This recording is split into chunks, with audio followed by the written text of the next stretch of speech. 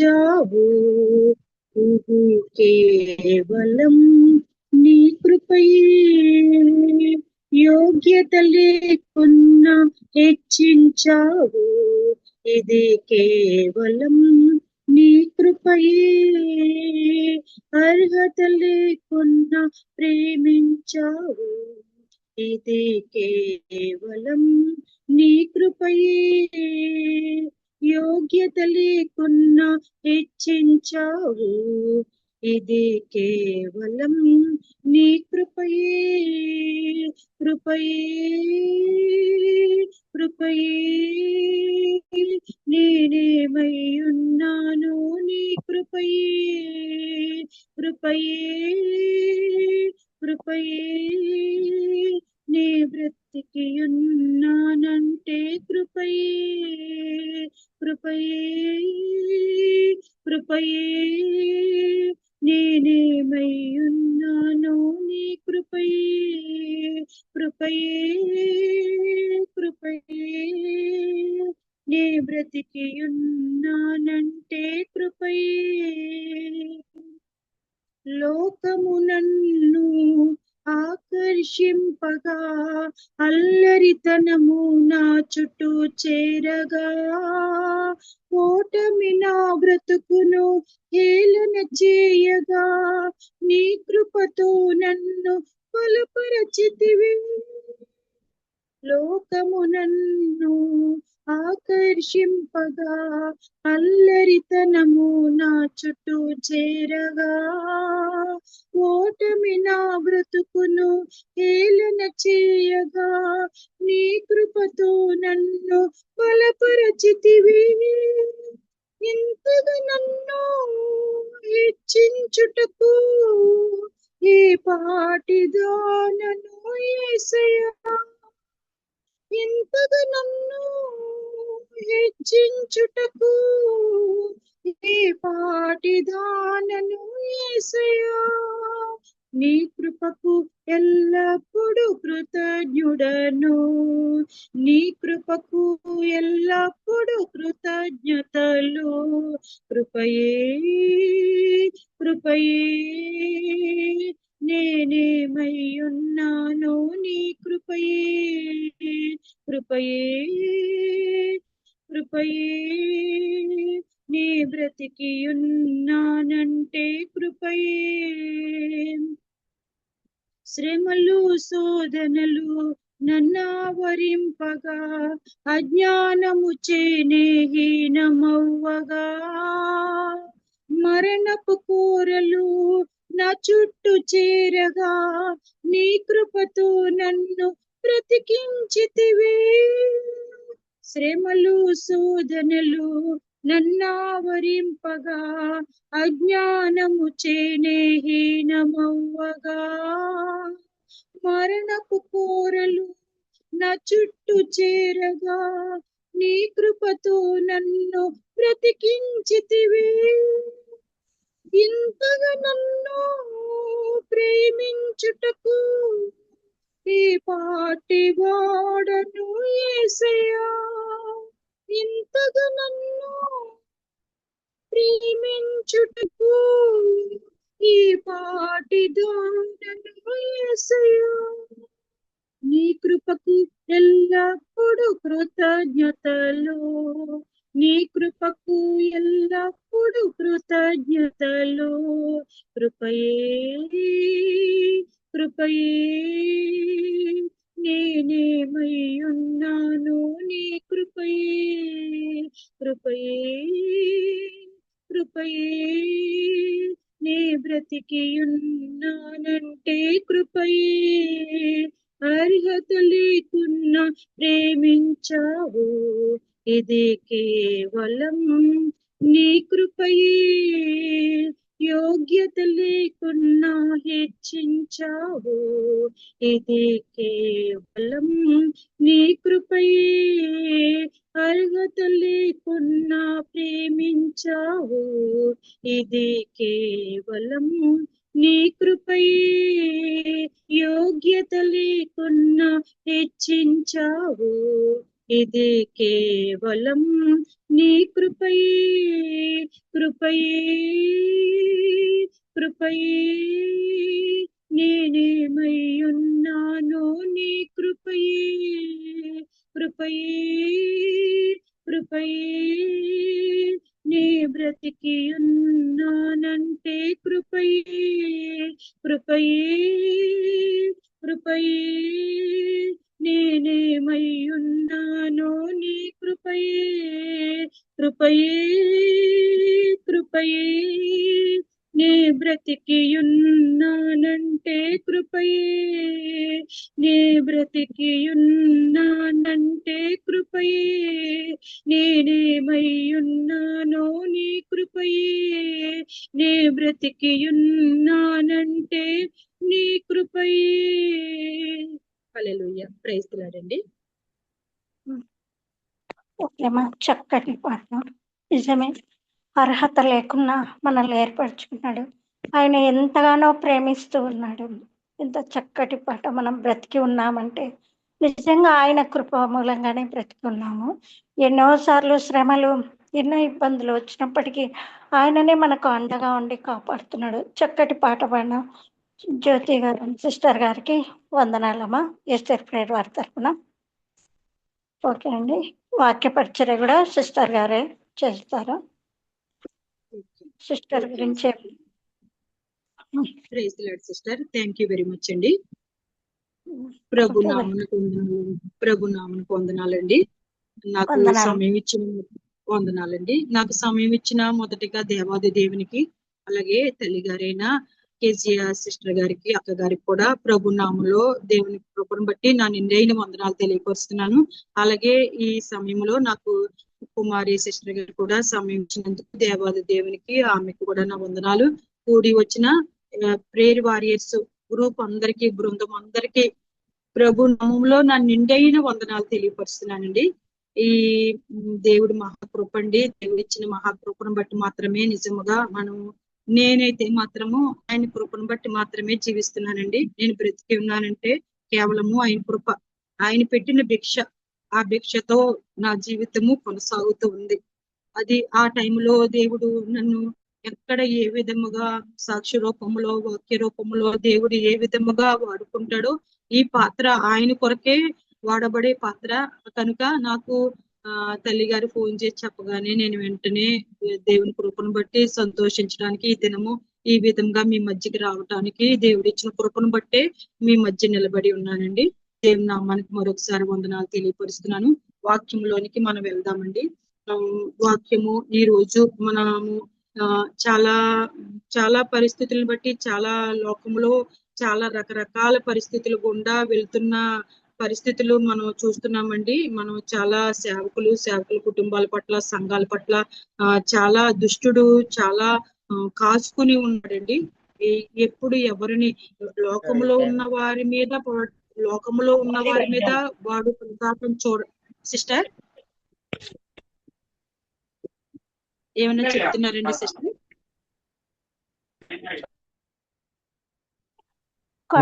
దయచేసి ఎవరు మాట్లాడకండి. మధ్యలో ఎవరు మాట్లాడకండి. ఏం మధ్యలో ఆమె వాక్యం చెప్తే మనం మాట్లాడితే డిస్టర్బెన్స్ కదా. అందరు మ్యూట్ లో పెట్టుకోండి, దయచేసి మ్యూట్ లో పెట్టుకోండి. ప్రతిరోజు చెప్పాలా సంగతి, please. Okay, carry and sister. Thank you sister, thank you. అందరికీ ప్రభు నామంలో మరొకసారి వందనాలు తెలియపరుస్తున్నాను. ఈ దినము కట్టుట ఒక మన హెడ్డింగ్, మన వాక్యం యొక్క చిన్న హెడ్డింగ్ ఏంటంటే కట్టుట. కట్టేవాడు ఎవరండి? సమస్తమును కట్టేవాడు మన ప్రభు అయిన యేసుక్రీస్తు వారు. సృష్టికర్త అయిన దేవుడు. దేవునికి, మన యేసు ప్రభు వారికి చాలా చాలా బిరుదులు ఉన్నాయి కదండి. చాలా రకాల బిరుదులు ఉన్నాయి. మనం ఆరాధించమని మనకి ఎవరైనా అవకాశం ఇచ్చినా, మనము దేవుని సన్నిధిలో మోకరించినా ఏం చేస్తామంటే, మనము ఎన్ని రకాల బిరుదులతో యేసు ప్రభు వారికి, మన తండ్రికి ఎన్ని బిరుదులు ఉన్నాయో అన్ని బిరుదులను బట్టి మనం ఉచ్చరించి ఆయనకి స్తుతులు చెల్లిస్తూ ఉంటాము. ఆ బిరుదుల్లో ఆయనకి చాలా నామాలు ఉన్నాయి కదండి. ఆ నామాలన్నీ కూడా మనకు తెలుసు. మన సృష్టికర్తానికి స్తోత్రాలు అంటాము, ప్రేమమయుడ, ప్రేమ స్వరూపి అంటాము, రక్షకుడు అంటాము, అలాగే దయగల దేవుడు అంటాము, కృపగల దేవుడు అంటాము, దయామయుడు అంటాము, జాలిగల దేవుడు. చాలా రకరకాల బైబిల్ గ్రంథం అంతా కూడా తండ్రి దేవుడి నుంచి, కుమారుడు దగ్గర నుంచి, పరిశుద్ధాత్మ దగ్గర నుంచి ఎన్ని రకాల బిరుదులు, చిత్తమైన తండ్రికి చాలా రకరకాల బిరుదులు ఉన్నాయి కదండి. ఆ బిరుదులన్నిటిలో ప్రతి ఒక్క బిరుదులలో కూడా ఒక్కటి ఇంకా కుమ్మరి అంటాము, నా దేవుడు అంటాము, నా ప్రియుడు అంటాము, చాలా రకరకాల బిరుదులు ఉన్నాయండి. మనం రోజస్తమాట బైబిల్ గ్రంథం అంతా తీసి రోజస్తమాట ఎంత ఆయన బిరుదులు రాసుకున్నా కూడా మనకు అసలు బుక్స్ పోవండి. అన్ని బిరుదులు, అన్ని నామాలు కలిగిన వాడు మన దేవుడు. అయితే ఆ బిరుదుల్లో ఒకటి ఆయనకు ఒక బిరుదు ఉందండి, అదే కట్టువాడు అని. ఆ కట్టుట కోసము ఈ రోజు మనము దేవుని నామాన్ని, కొద్ది సమయం దేవుని వాక్యాన్ని ధ్యానించుకుందామండి. హెబ్రీ రాసిన పత్రిక, హెబ్రీ అపోస్తులైన పౌలు గారు రాసిన హెబ్రీ పత్రికలో 3వ అధ్యాయంలో 3వ వచనంలో అక్కడ రాయబడి ఉన్నది ఏమిటంటే, ప్రతి ఇల్లును ఎవడైనా ఒకని చేత కట్టబడును అక్కడ రాయబడి ఉంది. ప్రతి ఇల్లును ఎవడైనా ఒకని చేత కట్టబడును. అయితే సమస్తమును కట్టువాడు మన దేవుడే అని అపోస్తులైన పౌలు గారు అక్కడ హెబ్రీ గ్రంథంలో రాస్తూ ఉన్నారండి.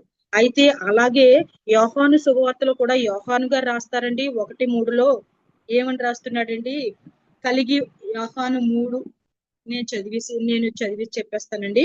యోహాను 1:3 అక్కడ రాయబడుతుందండి, కలిగి ఉన్నది ఏదియు ఆయన లేకుండా కలగలేదు, కట్టినది ఏదియు ఆయన కట్టకుండా కట్టబడలేదు అని యోహాను గారు రాస్తున్నారండి. యోహాను 1:3 కలిగి ఉన్నది ఏదియు ఆయన లేకుండా కలగలేదని ఈ భక్తులిద్దరు కూడా ఆ కట్టువాని గురించి, ఆ నిర్మాణకుని గురించి, ఆ గొప్ప బిరుదులు కలిగిన దేవుని గురించి వారు చాలా చక్కగా వర్ణిస్తున్నారండి. అయితే సమస్తాన్ని కట్టువాడు మన దేవుడే, కలిగి ఉన్నది ఏది కూడా ఆయన లేకుండా కలగలేదు. అయితే ఆయన కట్టిన వాటిలో పరిశుద్ధ గ్రంథములో నుంచి కొన్ని మాత్రమే, అంటే అన్ని చదువుకోవడానికి, అన్ని మనం ధ్యానించడానికి మనకు సమయం లేదు కనుక మనం కొన్ని ధ్యానపూర్వకంగా వెళ్దాము. చిన్న ప్రార్థన చేసుకుని వాక్యంలోనికి వెళ్తానండి. ప్రభువా నీకు స్తోత్రాలు తండ్రి. నైనా అనుకున్న రీతిగా ఈ మధ్యాహ్న కాల సమయంలో, ప్రభు సాయంత్రకాల సమయంలో అయా నీ సేవకురాల ద్వారా ఈ దీనురాలికి కృప ఇచ్చారు తండ్రి. ఆ కృపను బట్టి అయా తండ్రి చాలా ప్రార్థనాపరులు వీరందరూ, ఈ భక్తులందరూ చాలా గొప్ప ప్రార్థనాపరులు, గొప్ప జ్ఞానవంతులయ్యా. ఎందుకు పనికిరాని బిడ్డ దాన్ని ఈ బిడ్డల మధ్య ఈ దీనురాలని, ఈ నోటి మాన్యము, ఈ నాలుక మాన్యము కలిగిన దాన్ని మీరు కొద్ది సమయం నిలబెట్టి నాకు ఇచ్చిన గొప్ప సమయాన్ని నేను సద్వినియోగం చేసుకోవడానికి పరిశుద్ధాత్ముడా నాకు ప్రభువా మీరు సహకారిగా ఉండండి అయ్యా. అయ్యా తండ్రి నాయన నా నోటికి మాటలు అందించండి అయ్యా. ఏమి మాట్లాడాలో, ఎలా చెప్పాలో జ్ఞానము నాకు దయచేయమని ప్రార్థిస్తున్నాను తండ్రి.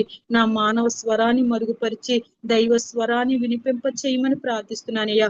కూడొచ్చిన ప్రభా మా బిడ్డలందరితో, నాతో, మాతో, మా అందరితో మీరు మాట్లాడండి. నీ వాక్యపు ప్రభా, నీ వాక్యపు నీడలో పరిశుద్ధాత్ముడా నన్ను దీనురాలు వాడుకోమని ప్రార్థిస్తూ, ఈ చిన్న పాత్రను ప్రభా నీకు విలువైన పాత్రగా ప్రభా అయ్యా మీరు మలిచి మీరు వాడుకొని ప్రభా బిడ్డలందరితో ప్రభు మీరు మాట్లాడమని, వినగలిగే చెవులను, గ్రహించే హృదయాన్ని అయ్యా మాకు మీరు దయచేయమని, నాకు సహకారిగా ఉండి నాకు నోటి మాటలు అందించమని ప్రార్థిస్తూ, పరిశుద్ధాత్మను అయ్యా మనసు పూర్తిగా ప్రభా నాలోనికి, మాలోనికి, మా మధ్యకి నేను ఆహ్వానిస్తూ యేసు నామములో అడిగి పెడుకుంటున్నాము తండ్రి. ఆమేన్. మరొకసారి ప్రభు నామంలో మీ అందరికీ, తల్లి గారికి నా నిండైన వందనాలు తెలియపరుస్తున్నానండి. ఇక్కడ కట్టుట గురించి మనం నేర్చుకుంటున్నాము, మనం ధ్యానం చేస్తున్నామండి. మనం ఎవరు గొప్ప బోధకులు మేము కాదు. దేవుడిచ్చిన మహాకృపను బట్టి ఆ వాక్యాన్ని ధ్యానం చేస్తున్నాం, చదువుకున్నప్పుడు అది మనకి అర్థమైన రీతిలో ఒకరికొకరు మనం పురుగొల్పుకోవడానికి చెప్పుకునేవే, అంతేకాని మీకన్నా నేనేమి కూడా ఎట్టి పరిస్థితిలో కూడా యోగ్యత లేనిదన్నమాట. కానీ దేవుడు ఇచ్చిన ఈ మహా అవకాశాన్ని నేను సద్వినియోగం చేసుకుంటానండి. ఇక్కడ ఆదికాండము 1:1 చూస్తే 1:1 మనందరికీ నోటెడు. మనం ఎవ్వరం కూడా కళ్ళు మూసుకున్న సండే స్కూల్ దగ్గర నుంచి మనకి నోటెడు మాట వాక్యము ఏంటంటండి, ఆదికాండము 1:1 ఆది యందు దేవుడు భూమి ఆకాశములను సృజించెను. అక్కడ దేవుడు ఇక్కడ ఫస్ట్ మన కొన్ని కట్టడాల గురించి మనం నేర్చుకుంటున్నాం కనుక మొదటిగా కట్టబడింది ఏంటంటే సృష్టిని కట్టటము. ఒకటోది ఫస్ట్ పాయింట్, సృష్టిని కట్టినవాడు ఎవరు అంటే మన ప్రభు అయినా, మన దేవుడైనా, మన తండ్రి అయినా, ఎవరైనా ఆయనకి అన్ని ఒక్కరే, తత్వమై ఉన్నారు కానీ ఒక్కరే కనుక ఆ తండ్రి అయిన దేవుడు యెహోవా తండ్రి ఆది యందు దేవుడు భూమి ఆకాశములను సృజించెనని బైబిల్ గ్రంథము ప్రారంభంలోనే మనకు రాయబడి ఉందండి. ఇక్కడ ఈ బైబిల్ గ్రంథంలో దేవుడు ఇది మొదటి అధ్యాయము మీరు ఇప్పటి వరకు చాలా సార్లు చదివిస్తుంటాం మనము. ఇప్పుడు మరొకసారి మీరు చదువుకోండి. అక్కడ బైబిల్ గ్రంథంలో దేవుడు అని ఈ ఈ అధికారము 1వ అధ్యాయంలోనే 1 నుంచి ఆఖరి వచనముల వరకు 32 సార్లు దేవుడని రాయబడి ఉంటదండి. ఒక్కసారి మీరు కౌంట్ చేసుకోండి, మీకు నమ్మకం లేకపోతే. దేవుడు అని 32 సార్లు. మనకి క్విజ్ పెడతాం కదండి, మన గ్రూప్ లో పెడుతుంటారు కదా, ఆ టైంలో ఇది మీకు వచ్చిందో లేదో. బైబిల్ గ్రంథంలో ఆది కాండము 1వ అధ్యాయంలో 32 సార్లు దేవుడని రాయబడి ఉందండి. ఆదిలోనే ఇన్ని సార్లు దేవుడని రాయబడి ఉంటే ఇంకా నాస్తికులు, దేవుడు లేడనేవారు, బుద్ధిహీనులు ఎందుకు దేవుడు లేడంటారండి? దేవుడు లేకుండా ఎలా కలిగింది ఈ సృష్టి? అపోస్తలుడైన పౌలు గారు చెప్తున్నారు, కలిగినది ఏది ఆయన లేకుండా కలగలేదు. దేవుడు లేకుండా ఏది కలిగిందండి? ఏది కలగలేదు. సమస్తము కూడా ఆయన ద్వారానే కలిగింది. ఆదిలోనే ఆ దేవుడు భూమి ఆకాశములను సృజించాడటండి. నోటి మాట చేత సమస్తాన్ని, సృష్టి యావత్తును కూడా ఆయన నోటి మాట చేత ఏ మాత్రము కూడా దీనిలో ఇంకా వాదించు వారికి ఏ మాత్రం కూడా అవకాశం లేదు. ఆయన ఆకాశమును, భూమిని, ఆకాశములో ఉన్న సమస్తమును, ఆకాశములో ఉన్న ప్రతి దానిని, అలాగే భూమి ఆకాశములో విహరించు ప్రతి దానిని, అలాగే భూమి మీద రాకు వాటిని, చలించు వాటిని, జీవించు వాటిని, సృష్టి యావత్తును ఆయన నోటి మాట చేత ఆయన సృష్టించాడు. కలుగును గాక, ఆకాశము కలుగును గాక, భూమి కలుగును గాక, సూర్యచంద్రులు కలుగును గాక, సముద్రము కలుగును గాక, నీటిలు కలుగును గాక, అన్ని నోటి మాట చేత సమస్తాన్ని, ఆయన జీవరాశులను, అలాగే సముద్రాల్లో మనుషుడికి, ఆయన సృష్టికి, దేవుని సృష్టి ఎంత గొప్పదో చూడండి. ఆయన ఊహించే మానవుని చేస్తాడు కనుక చేయక ముందు ఈ సృష్టి యావత్తు మానవుడి కొరకు, నీ కొరకు, నా కొరకు, సర్వ మానవాళి కొరకు ఎంత సృష్టిని చేసిన దేవుడు గొప్ప దేవుడు కదండి. కానీ చాలా మంది సృష్టికర్త అయిన దేవుణ్ణి మనము అలనాడు ఎంత గొప్పగా సృష్టిలో ఉన్న సమస్తాన్ని చేసిన దేవుడు, అలాగే మట్టి నుంచి ఆదాముని తయారు చేసి ఆ వాని నాసికారంధ్రంలో జీవవాయువు ఊది ఆయనకి సాటైన సహాయమును ఈ జలచరాలకి, అలాగే పక్షులకు, సమస్తానికి కూడా ఆయన జంటలుగా చేశాడు. అలాగే ఆ జంటలకు ఆదాము యొద్ద తీసుకొచ్చి పేర్లు పెట్టించాడు. అలాగే ఆదాము చేసినప్పుడు ఆదాము ఒంటరిగా ఉండటం ఇష్టం లేక ఆదాముకు సాటైన సహాయం చేశాడు అవ్వగారిని. ఇదంతా సృష్టి ఇంత గొప్పగా దేవుడు సృష్టిని చేస్తే మరి చాలా మంది ఏంటండి, సైన్స్ వారు చెప్తారండి, సృష్టి ఎక్కడి నుంచి వచ్చిందంటారు? కోతిలో నుంచి వచ్చిందంటారు. కోతి నుంచి మానవుడు వచ్చాడంటాడు, లేదంటే కుక్క నుంచి వచ్చాడంటాడు. ఈ పశువును, ఆ పశువును, ఆ జంతువుని, ఈ జంతువుని పోలి ఉన్నాడు మానవుడు అంటాడు. ఎంత దేవుని సృష్టిని తిరస్కరించడమే కదండి, అవమానపరచడమే కదా. సృష్టి మానవుని చేసిన దేవుణ్ణి ఈ మానవుడు ఈ సైన్స్ ప్రకారం ఈ జ్ఞానం ఎక్కువైపోయి వారికి కలిగిన జ్ఞానాన్ని బట్టి వాళ్ళు ఏమంటున్నారండి? సృష్టి కోతిలో నుంచి వచ్చిందని. ఇక్కడ మనకి ఆది కాండంలో మన పరిశుద్ధ గ్రంథములో ఎంత తేడతలంగా మనకు తెలియపరచబడింది. ఎవరైనా నీ ఎదుట, నా ఎదుట, మన ఎవరి ఎదుటైనా సరే, సువార్తలో కానీ ఎవరికైనా ఏదైనా మాట చెప్పినప్పుడు కానీ కోతిలోంచి వచ్చాడని ఎవరైనా మన దగ్గర అన్నారో, నీవైనా నేనైనా మనం ఎవరైనా కూడా అది ఖండించవలసిందే. ఎందుకంటే ఎంత పరిశుద్ధ గ్రంథములో ఎంత తేటతలముగా దేవుడు చేశాడు. ఆయన గొప్ప మహాజ్ఞాని, ఆయన గొప్ప నిర్మాణకుడు, సృష్టిని నిర్మించిన వాడు, లోపం లేని సృష్టిని చేసిన వాడు, అంత గొప్ప సృష్టిని చేసినాడు. ఈ బుద్ధి లేని మానవుడి జ్ఞాని ఈ సైన్స్ ప్రకారము దీనిని మనం తప్పనిసరిగా ఖండించవలసిన వారమై ఉన్నామండి. అట్టి విధముగా అదే విధముగా ఇంకా ఏ విధముగా కూడా మనము దానికి మనం బుర్రం చేసుకోవటం, చెప్పకుండా వారిని వాదించడం మనకి ఎందుకులే అని అనుకోవటం చేయకూడదండి.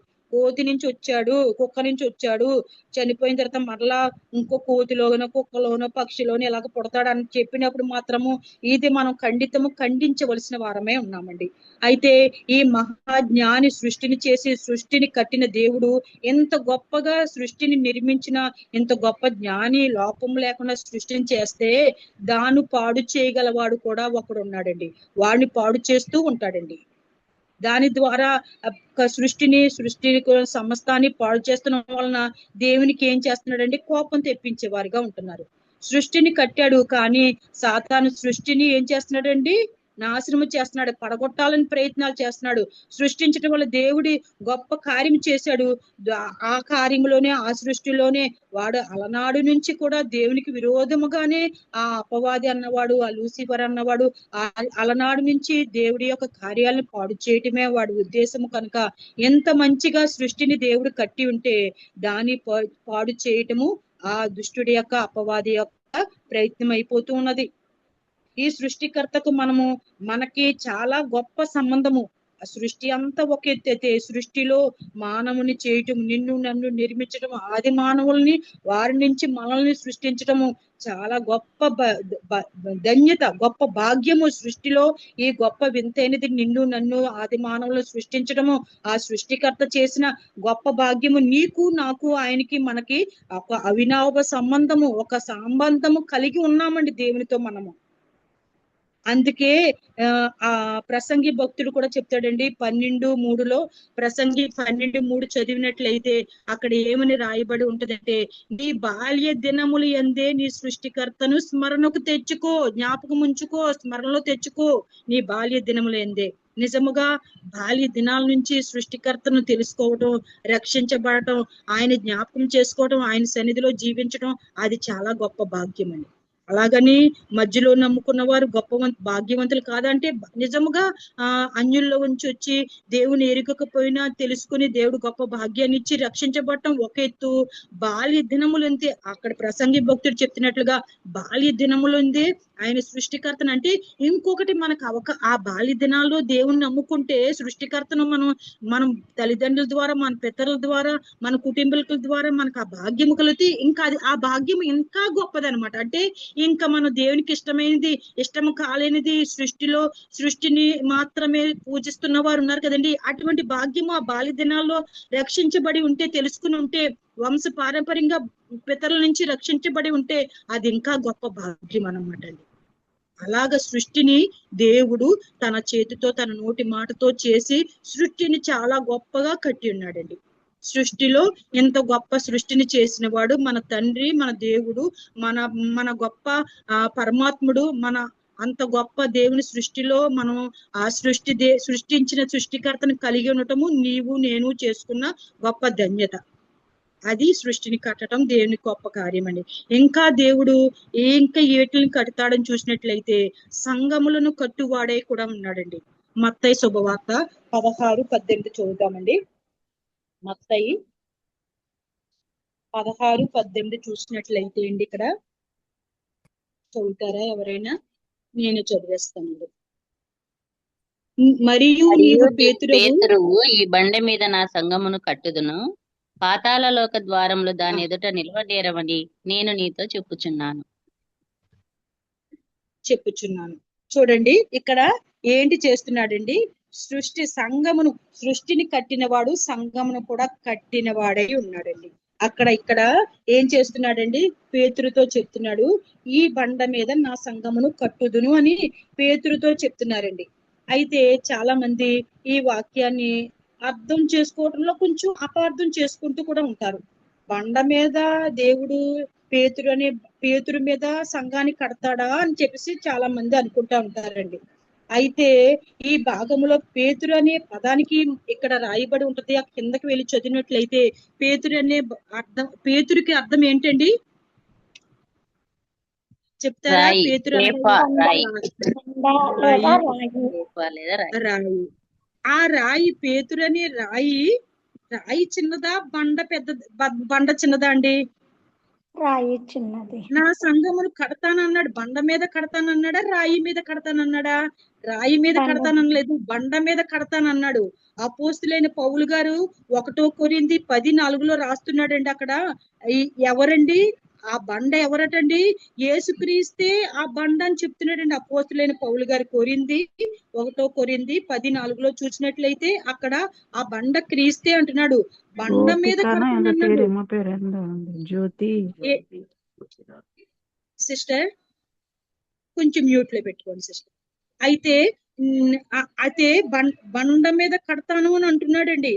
పేతురు అని రాయి మీద కడతానని చెప్పి దేవుడు అక్కడ చెప్పలేదండి.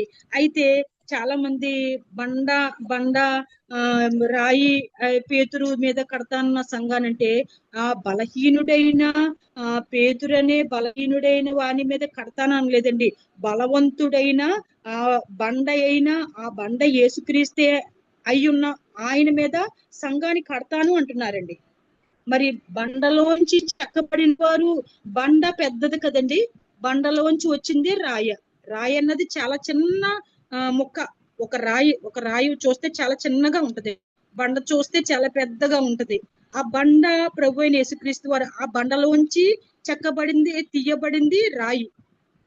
రాయి అయిన వాడు పేతురు గారు రాయి. పేతురు అనగా రాయి, చిన్నది.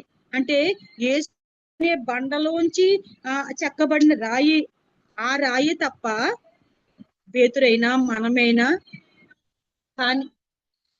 కానీ ఇక్కడ ఏమి చెప్పబడుతుందండి? ఆ బండ, ఆ ప్రభు అని యేసుక్రీస్తు అనే బండ మీద నా సంఘాన్ని కడతానని చెప్తున్నారండి. ఆ బండ ఎవరని చూసినట్లయితే యేసుక్రీస్తు వారని మనకు తెలుస్తుంది కదండి. అక్కడ 1 కొరింథీ 10:4 చూస్తే అపోస్తులైన పౌలు గారు చెప్తున్నారు, ఆ బండ క్రీస్తే, ప్రభువైన యేసుక్రీస్తే ఆ బండ. ఆ బండలోంచి చెక్కబడిన నీవు నేను సంఘమును ఆ బండ మీద యేసుక్రీస్తు ప్రభుల వారనే బండ మీద ఆయన సంఘాన్ని కడతాడండి. సృష్టిని ఇంత గొప్పగా సృష్టిని కట్టిన దేవుడు సంఘాన్ని కూడా కడుతున్నాడు. ఎవరి మీద కడుతున్నాడు? ఎవరైతే బండ అయి ఉన్నారో ఆ బండ మీద యేసుక్రీస్తు ప్రభువు బండ అయిన ఆయన మీద సంఘాన్ని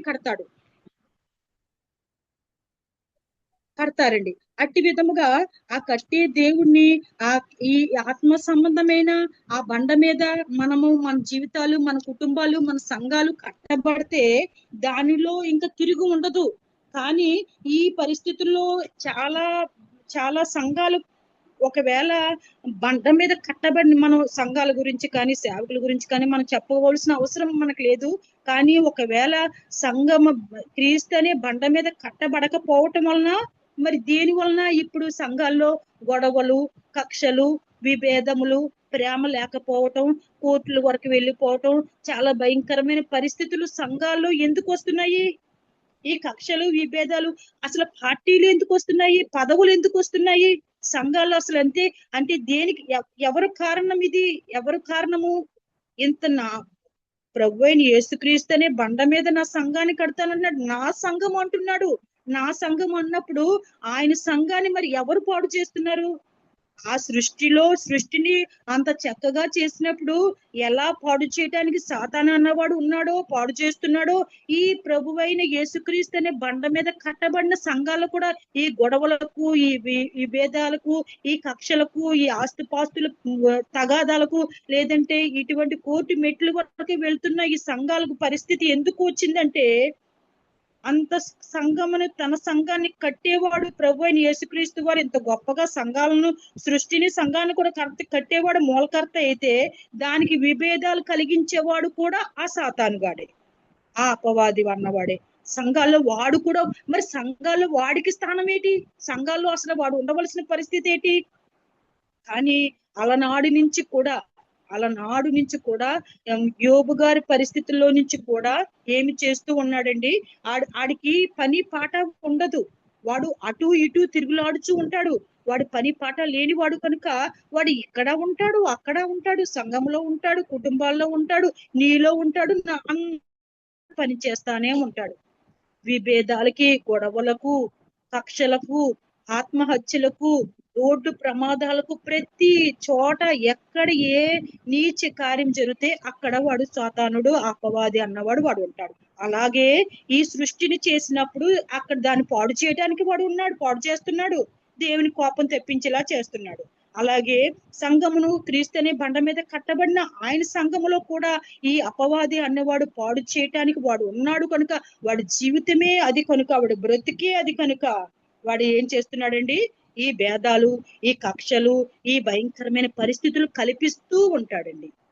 వాడి పనే అది, వాడి పనే అది.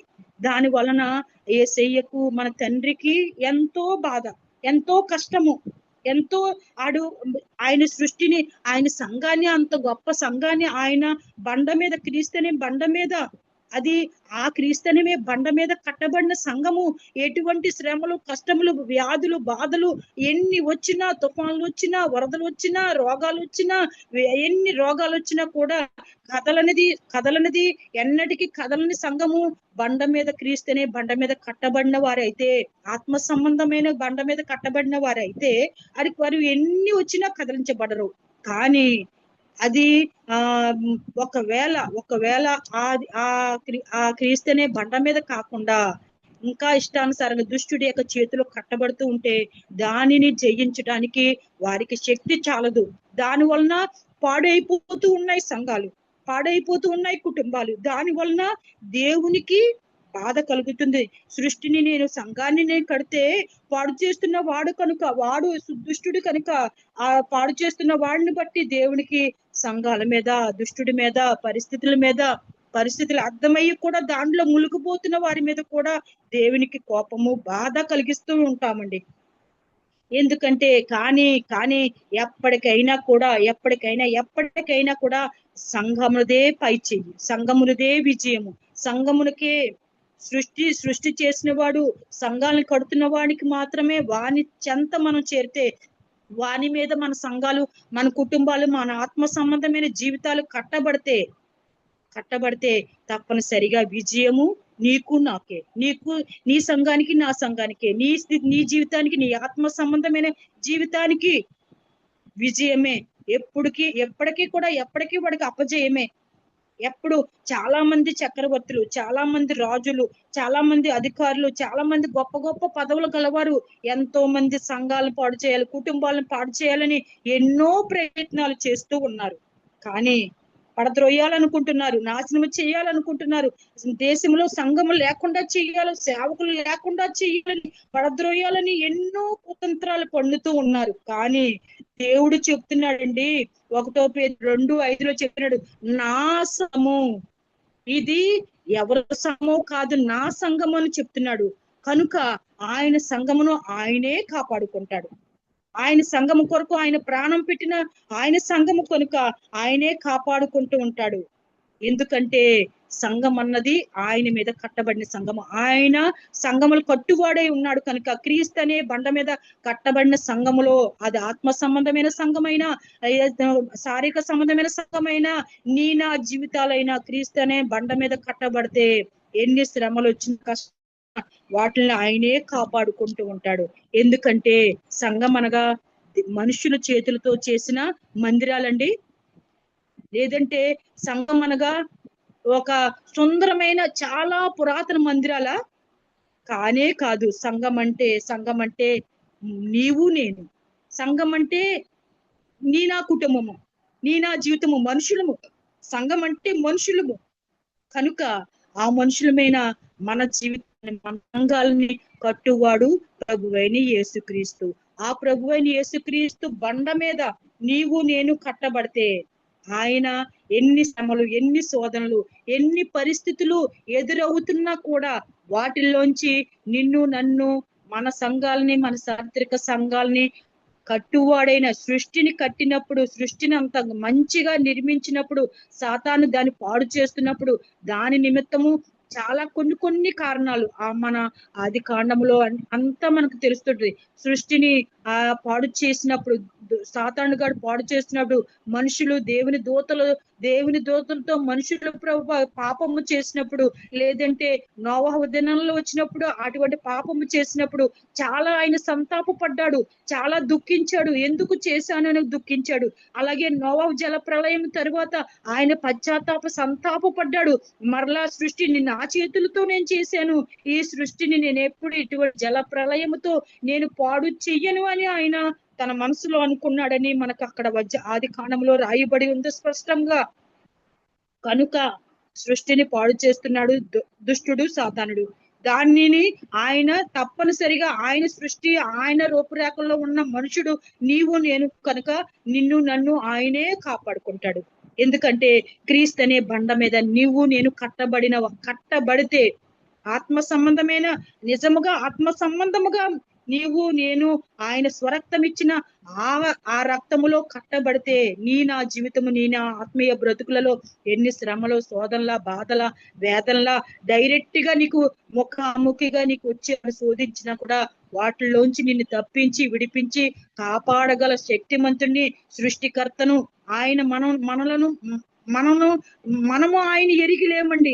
ఆయనే మనల్ని ఎరిగి ఉన్నాడు. మన యొద్దకే ఆయన వచ్చి మనల్ని ఆయన ప్రేమిస్తున్నాడు. కనుక ఆయన సంఘాన్ని ఆయనే కాపాడుకుంటారు. ఆ విధముగా సంఘములు కట్టువాడై ఉన్నాడు. ఒకటి మనం ఏం చెప్పుకున్నామండి, సృష్టిని కట్టిన వాడని చెప్పుకున్నాం. రెండోది చూసినట్లయితే సంఘాలను కట్టువాడని మనం చూసుకున్నాం. ఆ క్రీస్తు అనే బండ మీద మన సంఘాలను మనం కట్టుకోగలిగిన వారమై ఉన్నామట.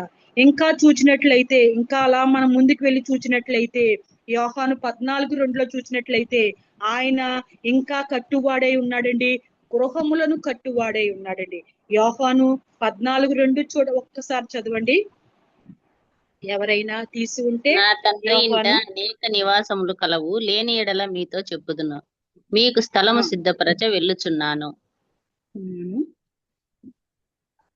ఇక్కడండి, థ్యాంక్ యూ సిస్టర్. ఇక్కడ యోహాను 14:2 ఏమి రాయి ఉందండి, నేను మీకు స్థలము సిద్ధపరచ వెళ్ళుచున్నాను అని యేసు చెప్తున్నారండి.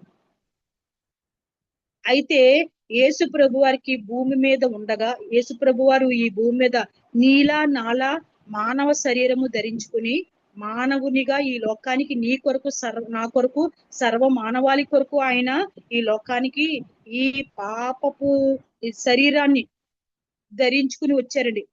నీలాంటి నాలాంటి పాపపు శరీరాన్ని ధరించుకున్నారు, కానీ పాపము లేని వాడుగా ఆయన లోకంలో జీవించినంత కాలము ఆయన ఉన్నారండి. అయితే ఆయన ఎవరో ఒక ధనవంతుల ఇంట్లోనూ,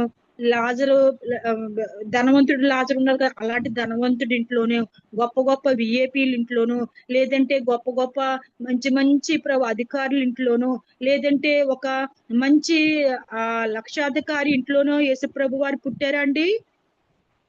కానే కాదు కదండి. ఎవరింట్లో ఆయన పుట్టారండి?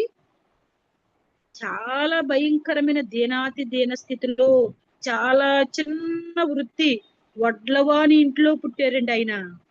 వడ్లవాని ఇంట్లో. ఆ క్రిస్మస్ నెలలో వస్తే యేసేపు మరియల గురించి మనం చెప్పుకుంటా ఉంటామండి క్రిస్మస్ నెల అంతా కూడా. ఆ యేసేపు గారు ఎవరండి? వడ్లవాడు. అంటే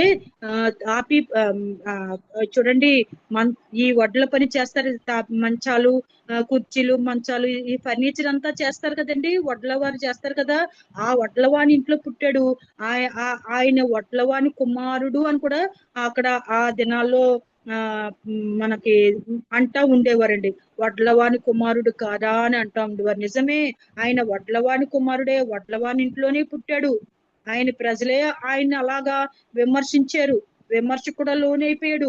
కానీ అవన్నీ ఆయన ఏ మాత్రము కూడా అసలు ఆయన ఉద్దేశంలో, ఆయన ఆలోచనలోనికి రాలేదు. ఆయన తండ్రి అయిన యేసేపు వడ్ల పని చేసుకునేవాడు, వడ్లవాని కుమారుడు కనుక వడ్ల పని చేయటానికి చేత్తో ఆ కొడవళ్ళు, ఆ నిట్టారు చెక్కులు చెక్కడానికి, లేదంటే ఇల్లు కట్టడానికి, మంచాలు చేయటానికి, ఫర్నిచర్ చేయటానికి తన తండ్రితో పాటు వెళ్ళి, తండ్రి ఏదైతే శరీరధారి అయి ఉన్న దినముల్లో తల్లిదండ్రులు ఆయన బాధ్యత తీసుకున్నాడు, తల్లిదండ్రులు ఆయన పోషించాడు. ఎలా పోషించాడు? మరి వడ్లవాడు కదా, ఆయన ఏం గొప్ప విఐపి కాదు కదా, గొప్ప ఉద్యోగస్తుడు, పెద్ద ధనవంతుడు కాదు కదా. ఆ తండ్రి చాలా నిరుపేద కదా. అటువంటి తండ్రి బాధ్యతను, తల్లి బాధ్యతను కూడా నిర్వర్తించాడంటే తండ్రితో పాటు వెళ్ళి ఆ పనిలో కూడా చేసి ఆ డబ్బు సంపాదించి తండ్రి తల్లిని కూడా ఆయన పోషించాడు. తన బాధ్యతను అక్కడ తీసుకున్నాడండి. నిజమే, నాగళ్ళు పట్టుకున్నాడు, చెక్కులు చేశాడు, ఇల్లు కట్టాడు. ఎంతో మంది ఆ తండ్రితో పాటు ఆయన్ని కూడా చాలా చక్కగా నిర్మించి ఉండవచ్చు. ఆ నిర్మాణకుడు, ఈ మంచి నిర్మాణకుడు కదా, ఈయన తండ్రితో పాటు ఆ కుమారుని కూడా తీసుకువెళ్ళి ఎన్నో పనులు వారి చేత ఆ భూమి మీద ఉన్నప్పుడు ఆయన ఎన్నో పనులు చేసి ఉన్నాడండి. అలాగే ఈ లోకములో తల్లిదండ్రుల బాధ్యత ఆ వడ్లవాణి పని చేశాడు. పరలోకములోను కూడా వెళ్ళి ఆయన ఒక పని చేస్తున్నారండి. ఏం చేస్తున్నారు? నేను మీకు స్థలము సిద్ధపరచ వెలుచున్నాను. నా తండ్రి ఇంట అనేక నివాసములు కలవు, అక్కడ నేను ఉంటాను. నాతో పాటు మీరు ఉండటానికి, మీకు స్థలము సిద్ధపరచడానికి వెళ్తున్నాను. అక్కడ మీకు ఇల్లు కట్టడానికి వెళ్తున్నాను. మీ కొరకు ఒక సుందరమైన భవనాన్ని కట్టడానికి వెళ్తున్నాను. అంటే ఎక్కడున్నా ఆయన శ్రమ జీవే, ఎక్కడున్నా ఆయనకి విశ్రాంతి లేదు. ఈ లోకములో ఉన్నప్పుడు ఆయనకు గూడు లేదు, విశ్రాంతి లేదు. ఆయన జీవించినంత కాలము కూడా 33.5 సంవత్సరాలు, అలాగే 3.5 సంవత్సరాలు ఎన్నో కార్యాలు, అంత శ్రమిస్తూనే ఉన్నారు. ఈ లోకములో ఉన్నప్పుడు, ఈ శరీరము ధరించుకుని ఉన్నప్పుడు ఆయన చేయవలసిన పనులని చేశాడు, తన కుటుంబ బాధ్యతను నిర్వర్తించాడు. నీ కొరకు ఎన్నో అద్భుత కార్యాలు, ఆశ్చర్య కార్యాలు ఆయన చేసి ఉన్నాడు. అలాగే విశ్రాంతి లేకుండా ఉన్నాడు, ఒక గృహం లేకుండా ఉన్నాడు. ఆయన వెంట వచ్చేవారు కూడా అలాగే, ఆయన వెంబడించేవారు కూడా అలాగే, ఏ మాత్రము కూడా ఆ పరిస్థితిలోనే ఆయన వెనకాల, ఆయన తర్వాత ఆయన శిష్యులు కూడా అలాగే జీవించారండి. ఆది అపోస్తుల సంఘము అలాగే బ్రతికిందండి. క్రీస్తు తర్వాత అలాగే బ్రతికింది ఆది అపోస్తుల సంఘము కూడా. అటువంటి రీతిగా ఎక్కడ తన బాధ్యతను నిర్వర్తించాడు. మరలా ఆయన అక్కడ పరలోకంలో కూడా ఆయన వడ్లవాడేనమాట. అక్కడ కూడా ఆయన శ్రమిస్తాడనమాట. ఎందుకంటే నీకు నాకు స్థలము సిద్ధపరుస్తున్నాడానికి వెళ్ళి ఉన్నాడు కదండి. భూమి మీద ఆయన గృహములను, ఆయన ఎవరైతే ఈ భూమి మీద ఈ శారీరక సంబంధమైన గృహములు, కుటుంబాలు విడిపోతూ ఉన్నవారు, పడిపోతూ ఉన్నవారు, గృహాలని సరైన రీతిలో కట్టబడకుండా ఉన్నవారు, ఎవరైతే సరైన రీతిలో కుటుంబాలుగా జీవితాలను నాశనం చేసుకుంటున్నవారు, వారి జీవితాలను కట్టువాడై ఉన్నాడు. ఇక్కడి నుంచి ఇక్కడ సిద్ధపాటు చేసి అక్కడికి వెళ్ళి అక్కడ కూడా నీకు నాకు ఒక మంచి సుందరమైన భవనాన్ని కట్టేవాడిగా కూడా ఉన్నాడు. స్థలము సిద్ధపరచ చేయటానికి వెళ్ళాడు ఆయన ఏం ఖాళీగా ఉండటానికి అక్కడ ఖాళీగా మాత్రము లేడు. నీ కొరకు నా కొరకు సిద్ధపరుస్తున్నాడు. ఆయన గృహములు కట్టువాడై ఉన్నాడు. ఆయన అక్కడ నీకు నాకు కట్టువాడుగా ఉన్నాడు. ఆయన పడిపోయిన గృహాలని, చాలా గృహాలు ఈ లోకములో, ఏ కుటుంబాలు, ఈ గృహాలు చాలా భయంకరమైన చెల్లా చెదురైపోతున్న, విడిపోతూ ఉన్న, పడిపోతూ ఉన్న, నాశనం అయిపోతూ ఉన్న దుష్టుడి యొక్క చేతిలో పడిపోయి జీవిస్తూ ఉన్న అటువంటి గృహాలను ఆయన కట్టువాడై ఉన్నాడు. ఆయన నీ ఇంటిని నిర్మించువాడై ఉన్నాడు. నీ ఇల్లు ఎవరి మీద కట్టబడాలి, నీ గృహము ఎవరి మీద, నీ ఆత్మీయ గృహము, నీ శారీరక గృహము ఎలాగా మనుషుల చేత కట్టబడుతుంది. నీ ఆత్మీయ గృహము ఆత్మ సంబంధమైన గృహము దేని మీద కట్టబడుతుంది? నువ్వు పడిపోయే స్థితిలో ఉన్నావా, తూలిపోయే స్థితిలో ఉన్నావా, చల్లా చెదురైపోయే స్థితిలో ఉన్నావా? ఆ స్థితిలో ఉన్నప్పటికీ కూడా నీ గృహమును, నీ ఇంటిని, నా ఇంటిని నిర్మించువాడు, కట్టువాడై ఉన్నాడు ఆయన. ఒకసారి ఒక మంచి మనిషి, ఒక మంచి వ్యక్తి అంటాడండి, గృహములు బాగుంటే అంట దేశం బాగుంటదంట, దేశం బాగుంటే అంటే ప్రపంచం బాగుంటదంట. కుటుంబము బాగుంటే, చాలా మంది చెప్తారు, పెద్దలు చెప్తారు, కుటుంబము బాగుంటే, కుటుంబ వ్యవస్థ బాగుంటే పిల్లలు బాగుంటారని. పిల్లలు బాగుండాలన్నా, కుటుంబాలు కట్టబడాలన్నా, కుటుంబాలు కలిసి జీవించాలన్నా, విడిపోతున్న కుటుంబాలు కట్టబడాలన్నా, నీ గృహము నా గృహము కట్టబడాలన్నా ప్రభు అయిన యేసుక్రీస్తు వారు పరలోకానికి సాదృశ్యముగా ఉన్న ఆ దేవుని మీద, బండ అయిన ఆ ప్రభు అయిన యేసుక్రీస్తు మీద నీ గృహమును నా గృహమును కట్టినట్లయితే ఆయనకి మన చిత్తాన్ని, మన జీవితాలని, మన గృహాలని, మన బ్రతుకులను ఆయనకు అప్పగించినట్లయితే సృష్టిని పాడు చేసేవాడు, సంఘాలను పాడు చేసేవాడు, ఈ కుటుంబాలు, ఈ గృహాలను కూడా పాడు చేస్తూ ఉన్నాడు, కూలద్రోస్తూ ఉన్నాడు. చాలా కుటుంబాల్లో సాతాను యొక్క ఉచ్చుల్లో పడిపోయి ఎన్నో పడగొట్టబడుతూ ఉన్నాయి, విడిపోతూ ఉన్నారు కుటుంబాలని. ఎందుకంటే కుటుంబాలుగా గృహాలను కట్టువాడు ప్రభు అయిన యేసుక్రీస్తు వారైతే ఈ సాతానుడు ఎలా ప్రవేశించేస్తున్నాడో క్రైస్తవ కుటుంబాల్లో ప్రవేశిస్తున్నాడు. లోకములో చాలా ధీమాగా ఉన్న వారితో వాడు ఉండట్లేదు. ఎందుకంటే వాళ్ళు రక్షించబడలేదు కనుక వారి జీవితము నాశన కోపము, వారి బ్రతుకులు నరకము, వారి జీవితము ఇక్కడ ఎలాగ ఎంత ఉన్నతమైన గృహాలు కట్టుకుని ఎంత ఉన్నతమైన జీవితాలు జీవిస్తున్నా వాళ్ళు నరకానికి వెళ్తారని వాడు తెలుసు కనుక వాళ్ళ జోలికి వెళ్ళట్లేదు. వాక్యం చెప్పబడుతున్నట్లే వాడు గర్జించు సింహం వలె ఏ గృహాన్ని పాడు చేయాల, క్రీస్తు బండ మీద కట్టబడిన సంఘాలను పాడు చేయాల, సృష్టిని పాడు చేయాల, ఈ దేవుని మీద కట్టబడిన ఈ గృహాలను నాశనం చేయాలని వాడు కాచు కూర్చుని వాడు గర్జించు సింహం వలె మనల్ని మింగాలనే క్రైస్తవులను, క్రైస్తవ కుటుంబాలను, క్రైస్తవ సేవకులను అందరిని మింగాలనే వాడు కాచుకుని ఉన్నాడండి. కానీ వాడిని ఎరుగలేని వారుగా మనం ఉండకూడదు. వాడి క్రియలు మనకు తెలుసు, వాడి కుతంత్రాలు మనకు తెలుసు, వాడి పన్నాగాలు మనకు తెలుసు, వాడు ఏమి చేస్తున్నాడో, ఎలా నాశనం చేస్తున్నాడో. ఎందుకంటే వాడు నాశన పుత్రుడు, వాడి హానికరుడు, వాడు పాడు చేయువాడు, వాడు అపవిత్రత కలిగించువాడు, అపరిశుద్ధత కలిగించువాడు. కానీ మన దేవుడు పరిశుద్ధుడు, పవిత్రుడు, నిష్కలంకుడు, నీలా నాలా శరీరము ధరించి కూడా పాపం లేని వాడుగా ఉన్నాడు. ఆయనకు ఒక్కరికే సాధ్యము. కానీ ఆయన కలిగి ఉన్న నీవు నేను, సార్వత్రిక సంఘమైన మనము, వధువు సంఘమైన మనము చాలా దినములు కుదించిపోతూ ఉన్నాయి. ఇంకా సమయం లేదు మిత్రమా, సమయం లేదు సహోదరి, సమయం లేదు. ఇంకా నేడు రేపు ఎప్పుడూ తెలీదు నీ నా మరణము, ఎప్పుడూ తెలీదు ఆయన రాకడ, ఎప్పుడు ఎవ్వరికి తెలియదు. తండ్రికి తెలియదు, కుమారుడికి తెలియదు, పరిశుద్ధాత్మ తెలియదు. ఎప్పుడు తండ్రికి మాత్రమే తెలుసు. ఇంకా మిగతా దూతలకు కానీ పెద్దలకు కానీ ఎవ్వరికి తెలియదు ఎప్పుడు ఆయన రాకడ. మన ప్రాణం పోకడ ఎప్పుడో కూడా మనకు తెలియదు.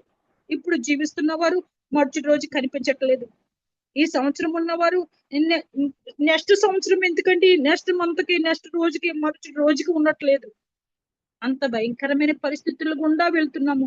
నీవు లేను చాలా మంది చెప్తున్నారు, చాలా చోట్ల వింటున్నాను. ఎప్పటి నుంచో పురాతనం నుంచి ఆ మాట వస్తుంది.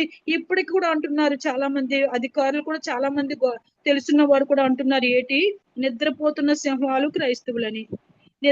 నిద్ర నుంచి లేవాలి. సింహమే ఆ నిద్ర నుంచి లేచి నశింప చేస్తున్నవాడు నశింప చేస్తున్నాడంటే నీకు నాకు నిద్ర ఎలా రావాలి? వాడు నాశనము పుత్రుడు, నాశనము చేస్తున్నాడు కుటుంబాలని, గృహాలని. అంటే నీకు నాకు నిద్ర ఎందుకు ఉండాలి? అలాగని నిద్ర పోవద్దని చెప్పట్లేదు ప్రియమైన వాళ్ళరా. నిద్ర శరీరానికి నిద్ర ఎంతైనా అవసరం, ఎంత అవసరమో అంతే. 8 గంటల లేదంటే ఒక 7 గంటలు, 8 గంటలు అంతవరకే. ఇంకా మితిమీరిపోయి నిద్రపోవలసిన పని లేదు.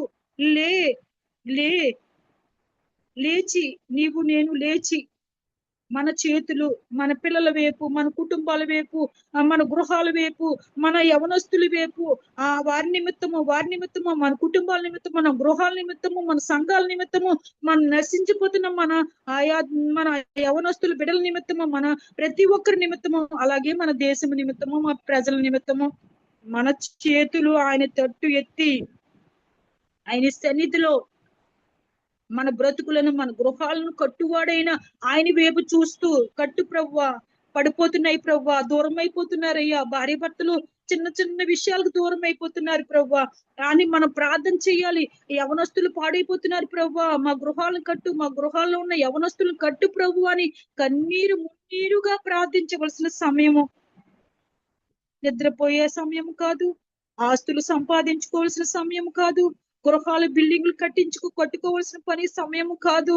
అది తెలియని వారు చేస్తూ ఉంటారు. పెండ్లు కుమారు రాకడలో అవన్నీ జరుగుతాయి. కానీ అది ఎరుగున వారు చేస్తారు. పెండ్లకి ఇచ్చుకుంటారు, అలాగే సంపాదించుకుంటాడు. భూములు అన్ని జరుగుతానే ఉంటాయి. కానీ దీనిలోంచి నీవు నేను సిద్ధపడి ఉండాలి. నీ నా కుటుంబము, నీ నా గృహము, నీ నా జీవితము, నీ నా సంఘము కట్టబడాలి అంటే లేవాలి మనము, నడుము కట్టుకోవాలి మనము, పౌరుషము తెచ్చుకోవాలి. నాకు ఒక్క మాట, మనము ఎవరైనా ఏదైనా ఒకవేళ ప్రార్థన ఎక్కువ చేసావని, లేదంటే పాట బాగా పాడలేదనో, లేదంటే నా కోసం ప్రార్థన చేయలేదనో, ఏదో ఒక మాట అంటే వెంటనే పౌరుషం వచ్చేస్తుంది, కోపం వచ్చేస్తుంది. నేను ఈ మాట మాత్రమే ఉదాహరణ చెప్తున్నాను. ఎవరైనా మన భర్త అయినా, బిడ్డలైనా, లేదంటే మా అత్తగారైనా, మా అంగారైనా, మన సహోదరులని, ఎవరైనా మన సేవకురాలైనా, ఎవరైనా ఒక మాట అంటే వెంటనే పౌరుషం వచ్చేస్తుంది, వెంటనే సొనిగేస్తాం, కోపం వచ్చేస్తుంది, చాలా కోపం వచ్చేస్తే పౌరుషం వచ్చేస్తాం. అది శారీరక సంబంధమైన నీ శరీరానికి సంబంధించి నిన్ను నాశనం చేసి, నిన్ను సంఘాన్ని నుంచి, గృహము నుంచి, నిన్ను ఆ దేవుని ప్రేమ నుంచి దూరం చేసి ఆ కోపము, ఆ పౌరుషము, అది పౌరుషము. కానీ ఇక్కడ దేవుని వాక్యములో చెప్పబడుతుందండి, ఆత్మీయ పౌరుషం గలవారమై, ఆత్మీయ పౌరుషము గలవారమే, రోషము గలవారమే. నిన్ను ఏదో దూషించారని, నిన్ను సువార్తలో ఏదో మాట అన్నారని, ఏదో నిన్ను అవమానించారని అటువంటి రోషము, అటువంటి కోపము, అటువంటి పౌరుషము కాదు. ఆత్మ సంబంధమైన దేవుని కొరకు ఈ ఆత్మని ఎలాగనే రక్షించాలి, నా భర్తను ఎలాగనే నా భర్త ఎలా రక్షించబడాలి, నా బిడ్డలు ఎలాగనే రక్షించబడాలి, తాగుబోతులు ఎలా రక్షించబడాలి, ఎలాగైనా ఇవి రక్షించబడాలని ఆత్మీయ పౌరుషము నీకు నాకు కలిగి ఉండాలి. ఆత్మీయ రోషము నీవు నేను కలిగి ఉండాలి. ఇంకా శారీరక వాంఛలు, శారీరక ఆలోచనలు, శారీరక పౌరుషము, శారీరకమైనవి అన్ని విడిచిపెడదాం. అవన్నీ కొట్టివేయబడాలి మన జీవితంలో. కొట్టివేయబడి మన గృహాలను, మన ఆత్మ సంబంధమైన మన గృహాలను ఆయన మీద వేసుకుని, ఆయన కట్టువాడై ఉన్నాడు కనుక అక్కడ సంఘాలను కాపాడువాడు ఆయనే, సృష్టిని కాపాడువాడు ఆయనే, నీ గృహాలని కాపాడువాడవై, పడద్రోయబడుతున్న గృహాలను, విడిపోతున్న కుటుంబాలను కట్టువాడు కూడా ఆయనే. ఆ ప్రభు అయిన యేసుక్రీస్తు మీద మాత్రమే నీ గృహమును కట్టుకుని నీడల సాతాను పడద్రోయటానికి ప్రయత్నిస్తున్నాడు. జాగ్రత్త సహోదరి, జాగ్రత్త సుమి, జాగ్రత్త ప్రియమైన వారలారా. దేవుడు మనల్ని ప్రేమించే ఈ మాటలు మనకు చెప్తున్నాడు. దేవుడు మనల్ని ఎల్లవేళలా శోధనకి, దుష్టుడికి అప్పగించేవాడు అసలు కానే కాదు. దేవుడి నుంచి నాకు శ్రమ వచ్చేస్తుంది, నేను ఇంత భక్తి చేస్తున్నాను, నా గృహంలో ప్రార్థన చేస్తున్నాను, నాకు ఇవ్వబడిన కుటుంబం ద్వారా ప్రార్థన చేస్తున్నాను, జూమ్ మీటింగ్లకు వస్తున్నాను, దేవుని సన్నిధి ఆరాధనకి వెళ్తున్నాను, సువార్తలకి ఎక్కడ పడితే అక్కడ సువార్తలకు వెళ్తున్నాను, ఎక్కడ గృహాలు కూడా జరిగినాయి వెళ్తున్నాను, స్త్రీల సమాజాలకు వెళ్తున్నాను, నేను ఎన్నో చేస్తున్నాను కదా, నేనే దొరికానా, నేనే ఉన్నానా, నాకేనా ఈ శ్రమలు, నాకేనా ఈ శోధన అనుకుంటూ ఉంటారండి. చాలా మంది అదే హృదయంతో, అదే ఆలోచనతో కలిగి ఉంటారు. చిన్న శ్రమ వస్తే చాలండి, చిన్న మనస్పద వస్తే చాలు, చిన్న కుటుంబంలో వేదన వస్తే చాలు, చాలా తల్లడిల్లిపోతుంటారు. ఎక్కడికెక్కడే ఎవరికి చెప్పేలా, ఎవరి నుంచి పరిష్కారం పొందాలా, ఎవరికి చెప్పేసుకుంటే నా హృదయంలో ఈ బాధ తీరిపోతుందా అని పరిగెడుతూ ఆలోచించేస్తూ ప్రయత్నాలు చేసేస్తూ ఉంటాం, చెప్పేస్తూ ఉంటాం, ఫోన్లు చేసేస్తూ ఉంటాం. కుటుంబంలో చిన్న గొడవ వస్తాయి. ప్రియమైన సహోదరుడా, ప్రియమైన సహోదరి, క్షమించండి. ప్రియమైన వారలారా, ప్రేమపూర్వకముగా దేవుడు మనల్ని హెచ్చరిస్తున్నాడు. దేవుని సన్నిధిలో నీ గృహము పడద్రోయబడుతుంటే, విడిపోయిన పరిస్థితిలో ఉంటే, కోర్టు మెట్ల వరకు నీ గృహం నీ కుటుంబం వెళ్ళిపోతుంటే, ఆ పరిస్థితుల్లో నీవు ఎట్టి పరిస్థితుల్లో కూడా ఎవరి వైపు చూడకు, ఎవరు సహాయం చేయవారు ఎవరి వైపు చూడకు. వెళ్ళు నీ దేవుని సన్నిధిలోనికి, వెళ్ళు, నీ మోకరించు నీ దేవుని సన్నిధిలో, నీ మోకాళ్ళు ఊను దేవుని సన్నిధిలో, కన్నీరు కార్చు, రోదన చేయు. పరిష్కారము లేనిది ఏది ఉండదు. పరిష్కరించబడే ప్రతి సమస్య దేవుని నుంచి పరిష్కరించబడుతుంది. ఏ ప్రార్థనకి ఆయన నా యొద్ద సమాధానం నీకు దొరకదు అన్న దేవుడు ఎప్పుడు మనల్ని అనడు, ఎప్పుడు మనల్ని త్రోసి వేయడు, ఆయన ఎప్పుడు మనల్ని గెంటి వేయడు. కానీ అక్కడ సామెతల్లో చెప్పబడుతుంది, ఆయన మనకి శ్రమ కలిగినప్పుడు, మన కుటుంబాల్లో శోధన కలుగుతున్నప్పుడు, పడద్రోయబడుతున్నప్పుడు, ఆయన మనం హేళన చేయబడుతున్నాడు, మన శ్రమ కలిగినప్పుడు నవ్వుతాడంట. ఎవరిని చూచి? దేవుని వైపు లేని వారిని చూచి. శ్రమ కలిగినప్పుడు నవ్వుతావా? నవ్వొద్దు ప్రభువా అని భక్తుడు అడుగుతాడు. నన్ను చూచి నువ్వు నవ్వక ప్రభువా, నా శ్రమ దినాన్ని నన్ను విడిచిపెట్టక ప్రభువా అని అడుగుతున్నాడు భక్తుడు. శ్రమ దినాన్ని విడిచిపెట్టే దేవుడు కానే కాదు, దుఃఖ దినాల్లో విడిచిపెట్టే దేవుడు కానే కాదు. కానీ నీ మనసు నా మనసు, నీ హృదయము నా హృదయము దేనికి వెంపర్లాడుతూ ఉన్నది, దేని మీద ఆధారపడుతూ ఉన్నది, అది మనం గ్రహించుకుని దేవుని వైపే మన అడుగులు వేయాలి. ఏది వచ్చినా ఏది జరుగుతున్నా మనల్ని ముంచి వేసే సమస్య అయినా కూడా, అది కుటుంబంలో ఆ గృహంలో ఎటువంటి సమస్య అయినా కూడా, అది ఆయన నీ గృహాన్ని కట్టిన వాడైతే కేవలము అది ఎవరికి ఆ భాగ్యం కలుగుతుందంటే యేసు ప్రభులో పూర్తిగా కట్టబడిన గృహం అయితే, యేసు ప్రభు మీద కట్టబడిన గృహం అయితే, దేవుని కొరకు నిలిచి ఉన్న గృహం అయితే, ఆ గృహములో ఎన్ని దుష్టుడు ప్రయత్నాలు చేసి ఆ గృహాన్ని పడద్రోయాలని చూచినా, ఇంకా మనకు మార్గం ఏది లేకపోయినా దేవుడు తన గృహమును కట్టువాడై ఉన్నాడు కనుక ఆ గృహము తప్పనిసరిగా ఎన్ని శోధనలో కూడా శోధన సహించిన వాడు ధన్యుడు కనుక నీకు ఆ ధన్యత జీవితము, ఆ గొప్ప భాగ్యము పడద్రోయబడుతుంది. ఇంకా జారిపోతుంది, ఆఖరి మినిట్ వరకు వచ్చేసింది, పడిపోతుంది అన్న సమయంలో దేవుడు తన హస్తాన్ని ఇచ్చేసి ఆయన నిలబెడతాడు, పైకి లేపుతాడు. గొప్ప ధన్యత, ఆ భాగ్యము కలుగుతుంది. సో ఏం చేయాలని ముందు మాత్రము ఆ శోధన సహించాలి. దేవుని వాక్యములో చెప్పబడుతుంది, సహించగలిగినంత కంటే ఎక్కువ మనం శోధించనివ్వడంట. బాబోయ్, చాలా మంది అనేసుకుంటా ఉంటారండి. చాలా మంది చోట నేను ఒక్కొక్కసారి అనేసుకుంటా ఉంటాను. చాలా మంది కూడా అంటూ ఉంటారు, యోబు లాంటి మహాశ్రమలు నాకు వచ్చేసినాయి, యోబు మహాశైలి లాంటి శ్రమలు నాకు వచ్చినాయి. నిజముగా యోబు లాంటి శ్రమలు ఎవరికి, క్రైస్తవులైనా నీకు నాకు ఈ లోకములో ఇప్పుడున్న సంఘంలో ఎవరికి కూడా యోబు లాంటి శ్రమలు ఎవరికి లేవండి. నిజముగా ఎవరైనా చెప్పగలమా? గుండెల మీద చెయ్యేసుకుని చెప్పగలమా యోబు లాంటి శ్రమలు ఉన్నాయని? ఎవరికి లేదు యోబు లాంటి శ్రమలు. కానీ యోబుకు వచ్చిన అంత గొప్ప శ్రమల్లోంచి కూడా యోబు ఆయన చనిపోయిన తర్వాత, అక్కడికి వెళ్ళిపోయిన తర్వాత ఆయన తిరిగి పొందుకోలేదండి. భూమి మీద ఉంటుండగానే తిరిగి రెట్టింపు ఆరోగ్యం మాత్రమే కాదు, భార్యను, బిడ్డల్ని మరలా రెట్టింపు ఆస్తుల్ని పోగొట్టుకున్నది ఒక వంతే, దానికి రెట్టింపు పొందుకున్నాడు భూమి మీద ఉండగానే. అలాగా ఆ కృప దేవుడు నీకు నాకు మనందరికి అనుగ్రహిస్తాడు. ఎందుకంటే మన గృహాలని, మన సంఘాలని, మన ఈ సృష్టి యావత్తును కట్టిన వాడు ఆయన కనుక ఆయన మీద నీవు నేను, క్రీస్తనే బండ మీద నీవు నేను కట్టబడితే తప్పనిసరిగా కాపాడువాడే అన్నాడు.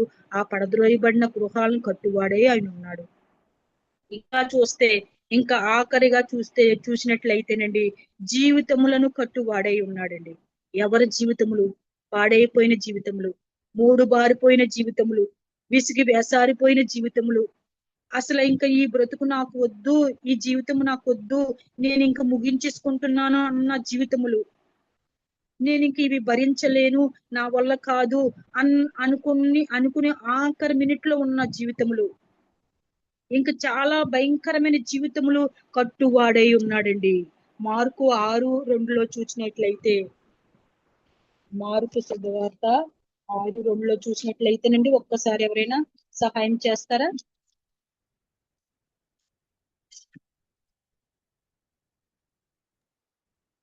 ఇక్కడ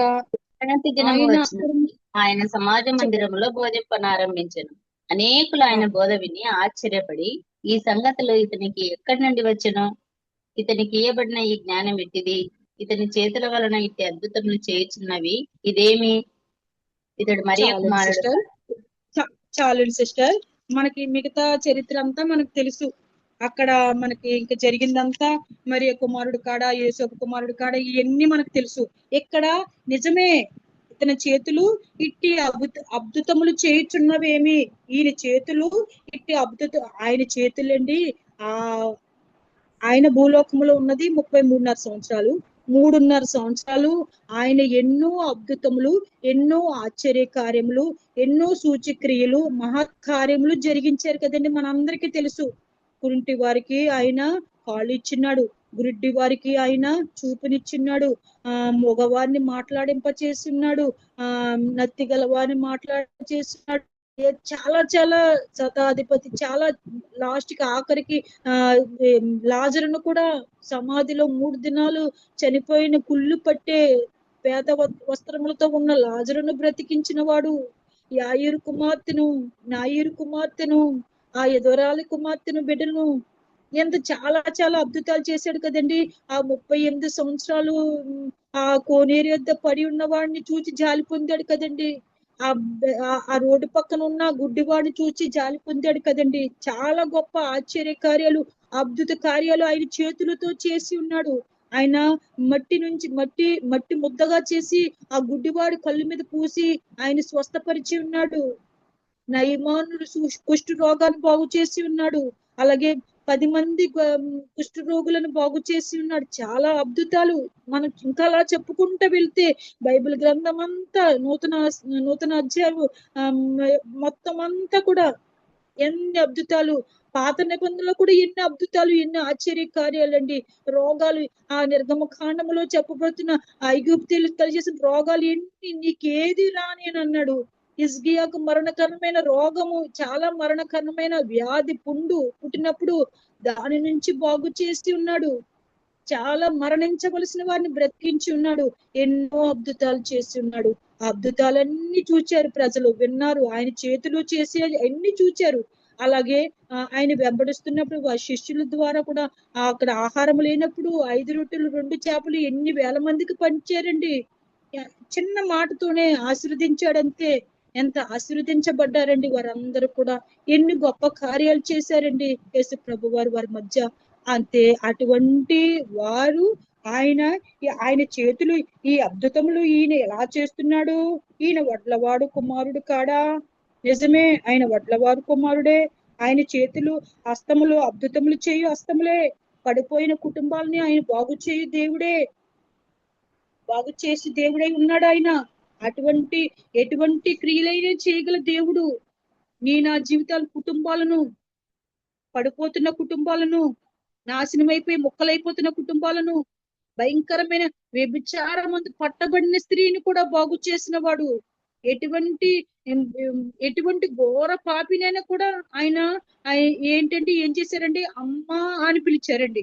మనమైతే అసలు అక్కడ ఆ ప్రజలే రాళ్ళతో కొట్టేసి, మోషే ధర్మశాస్త్రం ప్రకారం రాళ్ళతో కొట్టేసి చంపేలా ఆ స్త్రీని. అక్కడ మళ్ళా పురుషుడు లేడు, ఆ స్త్రీయే కనబడుతుంది.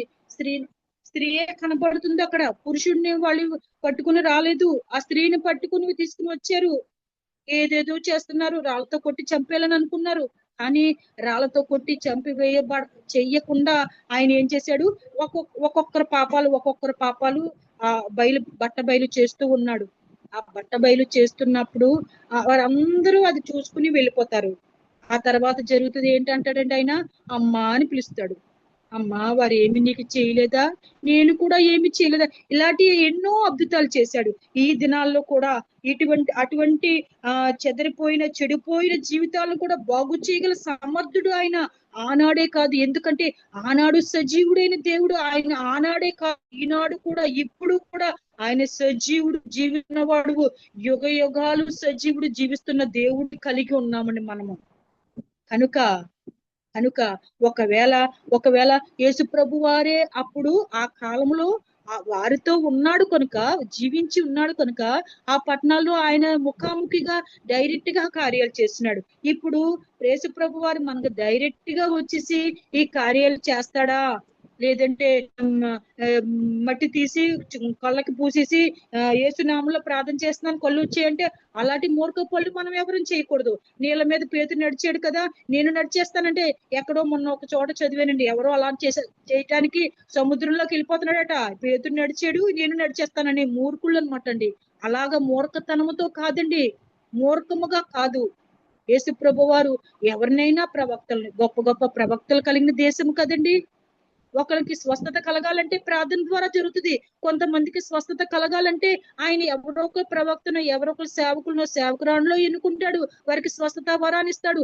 ఆ స్వస్థత వరాల కోసం కూడా చాలా ఇప్పుడు కామెంట్లు వచ్చేస్తున్నాయండి. వీళ్ళకు రోగాలు వస్తే హాస్పిటల్కి వెళ్ళిపోతారు. వీళ్ళ సంఘాలకు వచ్చిన వారికి మేము బాగు చేసేస్తాం, మాకు స్వస్థత వరం ఉంది, మేము ప్రార్థన చేసేస్తే, మేము నూనెసి ప్రార్థన చేసేస్తే రోగాలు పోతాయి, దెయ్యాలు పోతాయి అని చెప్తున్నారని దాని మీద కూడా కామెంట్ వచ్చేస్తుంది. మూర్ఖులండి, గుడ్డితనంతో ఉన్నారు, ఎరుగని ప్రజలండి. వారికి తెలియదు దేవుల్లో ఉన్న శక్తి. ఆనాడు ఈనాడు ఎప్పుడు కూడా ఆయన సజీవుడు, జీవిస్తున్నవాడు. ఆయన జీవిస్తూనే ఉంటాడు. ఆయనకు అసాధ్యం అంటూ ఏది లేదు. ఆయన ఏమైనా చేయగలడని తెలియదు ప్రజలకు. తెలియక వారు ఆ విధంగా ప్రవర్తిస్తున్నారండి. ఈనాడు కూడా అటువంటి జీవితాలను, పాడైన కుటుంబాలను, ఒకవేళ రోగము చేత శరీరం పాడైపోవచ్చు, అపవిత్ర చేత, పాపము చేత, వ్యభిచార స్త్రీ తన జీవితము అపవిత్రమైన జీవితము, ఆ వ్యభిచారాన్ని బట్టి తన శరీరము పాడైంది. అలాంటి శరీరాన్ని పాడు చేసుకునే అటువంటి జీవితాలను కూడా బాగు చేయి సమర్థుడై ఉన్నాడు. ఈనాడు కూడా అటువంటి వారిని కూడా బాగు చేస్తున్నాడు. చాలా చూస్తున్నామండి. అటువంటి వారు కూడా రక్షించబడుతున్నారు. ఆ వృత్తిలో ఉన్న వారు కూడా రక్షించబడుతున్నారు. అది వారి పొట్టకూడు కోసం కొంతమంది అంటున్నారు. కొంతమంది మనుషుల చేత వారు ఆ కోపంలోకి వచ్చిన వారు కొంతమంది, ఇంక ఏ పోషణాధారణ లేకుండా ఆ వృత్తిని ఎన్నుకున్న వారు కొంతమంది ఉన్నారు. అటువంటి వారి జీవితాలను కూడా వారు ఏ సాకు చెప్పినా కూడా వారిని కూడా సృష్టించిన వాడు, ఆ సృష్టిని కూడా చేసిన వాడు మన తండ్రే, మన దేవుడే, మన పరిశుద్ధుడే, మన తండ్రి, మన కుమారుడే కనుక, మన దేవుడే కనుక, మన సృష్టికర్తే కనుక వారికి కూడా రాజ్యం ఇవ్వడానికి సిద్ధముగా ఉన్నాడు. కనుక వారు కూడా పశ్చాత్తాపడి వారి శరీరము మలినమైంది. ఆ మలిన శరీరానికి కూడా, ఆ మలిన జీవితాలను కూడా బాగు చేయి దేవుడే ఉన్నాడండి. ఎంత గొప్ప దేవుడు అండి, ఎంత గొప్ప దేవుడు. అటువంటి వారిని మనం క్షమించలేము, అటువంటి వారితో మనం సహవాసము చేయలేము. కానీ అటువంటి జీవితాలను కూడా బాగు చేయి దేవుడు, నా దేవుడు. ఇది ఎవరు ఎలా తెలుసుకుంటారండి? ఎవరికి ఎలా? మనకైతే గొప్ప భాగ్యము దొరికింది. పరిశుద్ధ గ్రంథము మనకు బోధించబడుతుంది, వింటున్నాం, ప్రతిదినము వింటున్నాము. కానీ ఇది తెలియని వారు నశించిపోతున్నారు కదా. వారికి నీవు నేను గ్రహించాము కనుక, నీవు నేను ఆ ప్రేమను పొందాము కనుక, నిన్ను నన్ను ఆయన రక్షించున్నాడు కనుక, ఆ పాపపు కోపం నుంచి, ఆ భయంకరమైన శిక్షల నుంచి, ఆ భయంకరమైన సాంప్రదాయం నుంచి, లోక పద్ధతుల నుంచి నిన్ను నన్ను తప్పించాడు కనుక, నీవు నేను చేయవలసిన భాగ్యము, నీవు నేను చేయవలసిన బాధ్యత కూడా మనకే కూడా ఉంది. నిన్ను నన్ను కూడా వాడుకుంటాడు దేవుడు, నీకు నాకు కూడా. ఎవరు నమ్మినా నమ్మకపోయినా. మా అమ్మగారండి చాలా కాలము, మా అమ్మగారు, నేను పుట్టక మునుపు అనమాట, మా అమ్మగారు సేవకురాలని చెప్పాను కదండి, నా తల్లిదండ్రులు సేవకులని.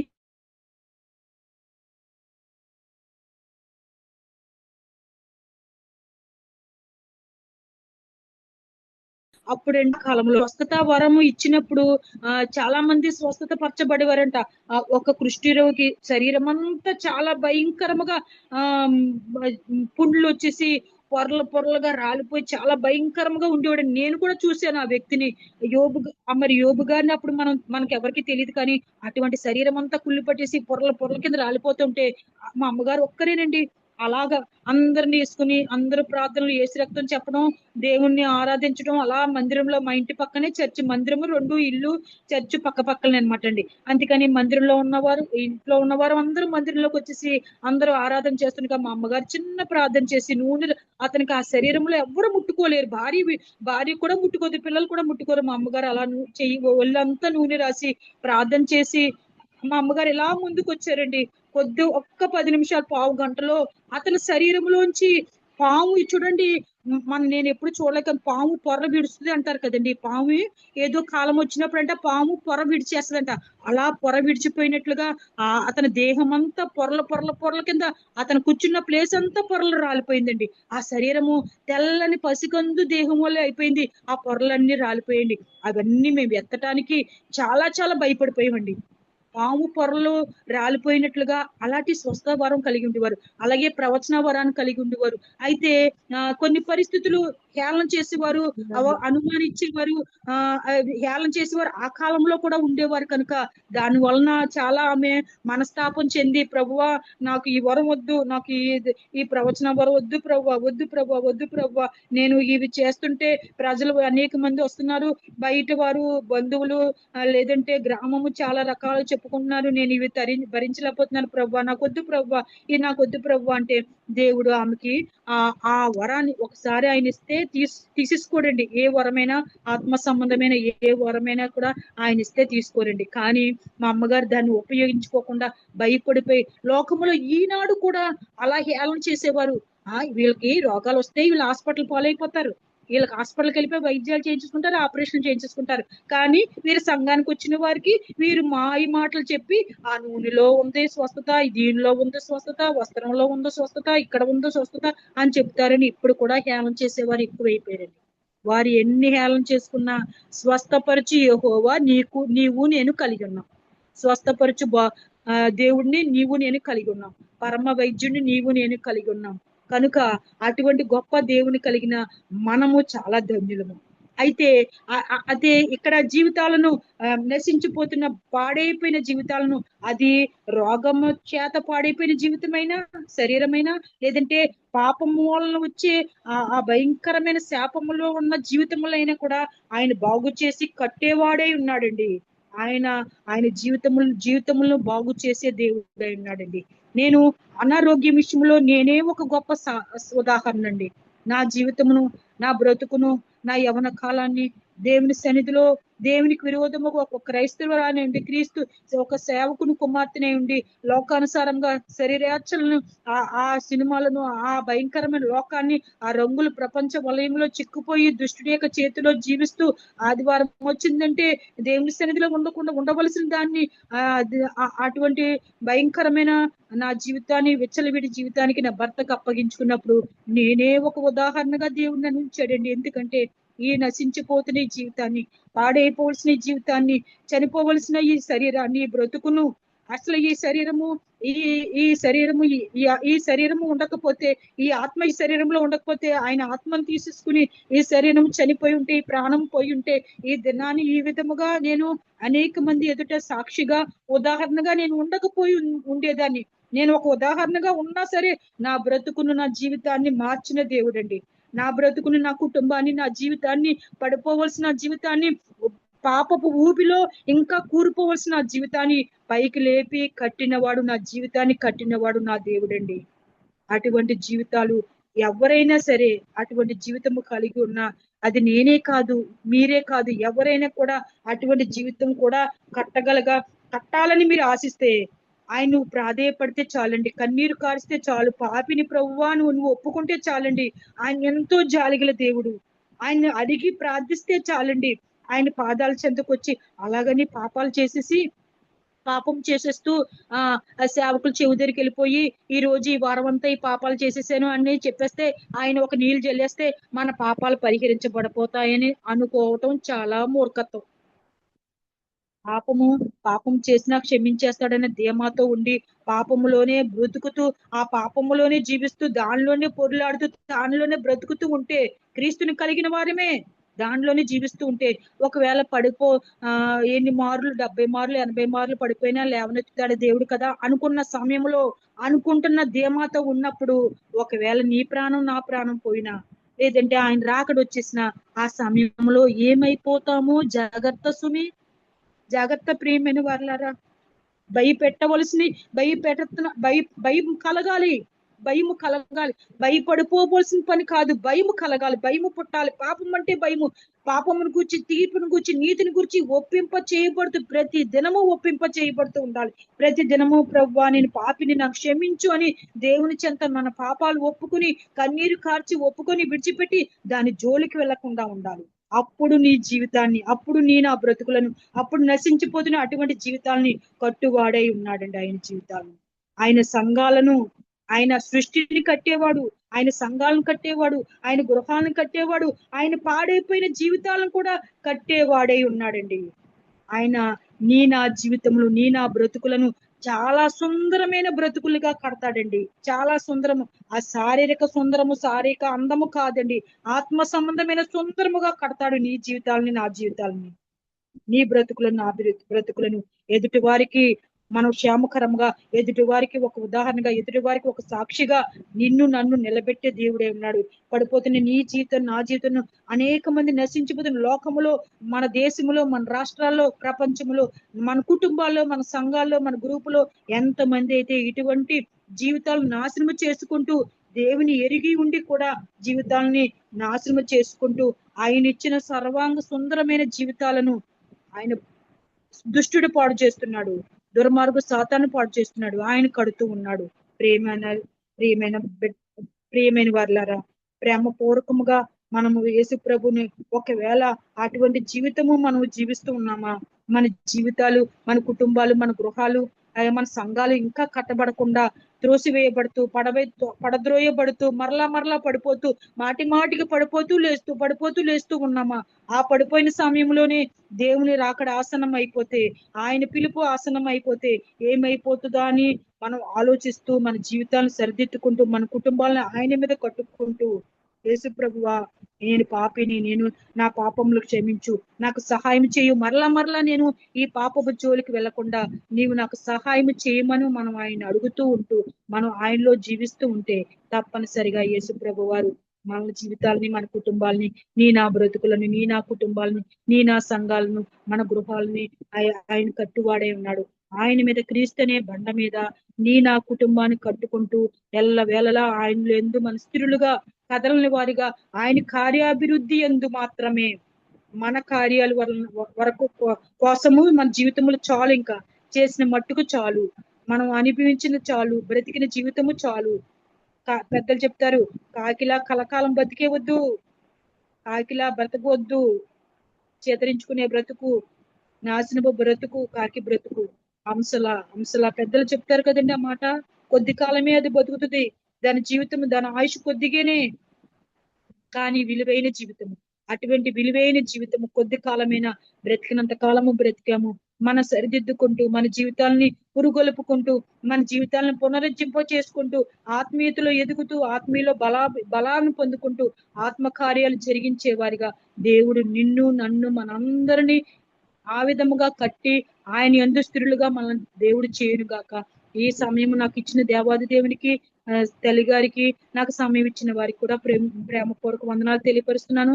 ఈ చిన్న మాటలు దేవుడు మనందరి వినికుల్లో దేవుడు దీవించి ఆశీర్వదించును గాక. ఆమేన్.